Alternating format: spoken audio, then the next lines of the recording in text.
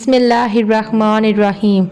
حضرت جنید بغدادی نے ایک مرتبہ دل میں خیال کیا کہ اگر شیطان سے ملاقات ہو جائے تو ایک سوال کروں گا، اور انہوں نے ایک دن اللہ سے دعا بھی کر دی کہ اے اللہ کبھی شیطان سے ملاقات کرا دے تاکہ اس سے سوال کر لوں۔ ایک دن نماز پڑھ کر مسجد کے باہر نکلے تو ایک برا آدمی جھک کر سلام کرنے لگا۔ حضرت جنید نے اس کو دیکھ کر کہا، کون ہو تم؟ کہنے لگا، میں وہی ہوں جس سے ملنے کی آپ کو آرزو اور تمنا تھی۔ حضرت سمجھ گئے کہ یہ اصل میں شیطان ہے۔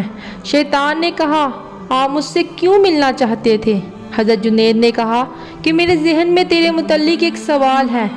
سوال یہ ہے کہ جب اللہ تعالیٰ نے تجھے حضرت آدم کو سجدہ کرنے کا حکم دیا تو میری سمجھ میں نہیں آتا کہ آخر تجھے کس چیز نے اللہ کے حکم کی تعمیل سے منع کیا؟ کیوں تو نے سجدہ نہیں کیا؟ کیا اللہ کی عظمت کو نہیں جانتا تھا؟ ارے تجھے تو اللہ کی معرفت حاصل تھی، اللہ پاک کی عظمتوں اور جلالتوں سے تو واقف تھا۔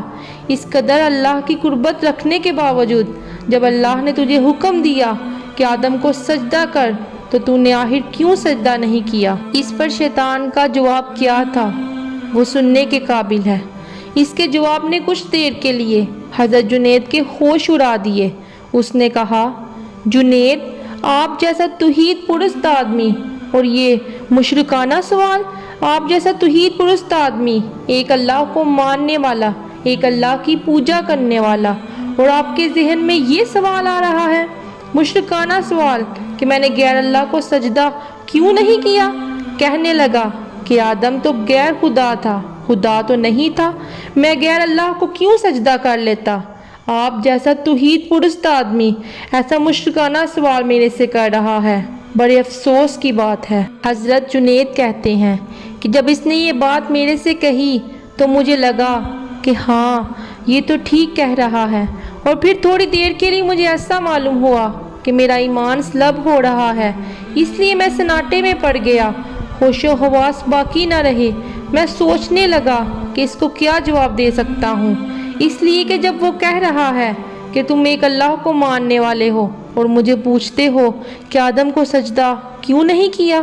حضرت جنید کہتے ہیں کہ میرے ذہن میں جواب نہیں آیا، فوراً اللہ کی طرف سے الہام ہوا اور مجھ سے کہا گیا کہ اس سے یہ پوچھو کہ حکم دینے والا کون تھا؟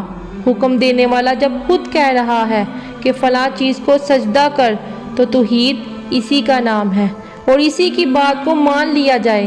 حضرت جنید کہتے ہیں کہ اس الہام کے بعد میرا ایمان برقرار ہوا، ورنہ تو مجھے ایسا معلوم ہوا کہ میرے ایمان میں تزلزل پیدا ہو گیا ہے۔ یہ شیطان کی مکاریاں ہیں جو کسی کو نہیں چھوڑتی۔ اس کا اندازہ اس واقعہ سے آپ کر سکتے ہیں، اس لیے کبھی بھی شیطان سے بے فکر نہ ہو۔ شیطان کی مکاریوں سے بعض دفعہ انسان بے ایمان بھی ہو جاتا ہے، لیکن اسے خبر نہیں ہوتی کہ وہ کیا کر بیٹھا ہے۔ اس لیے خود کو شیطان کی مکاریوں سے بچانے کی پوری کوشش کریں اور صرف اللہ پاک کی ذات پر بھروسہ رکھیں، اور اللہ سے دعا کرتے رہیں کہ اللہ پاک ہمیں شیطان کی مکاریوں سے محفوظ رکھیں۔ آمین۔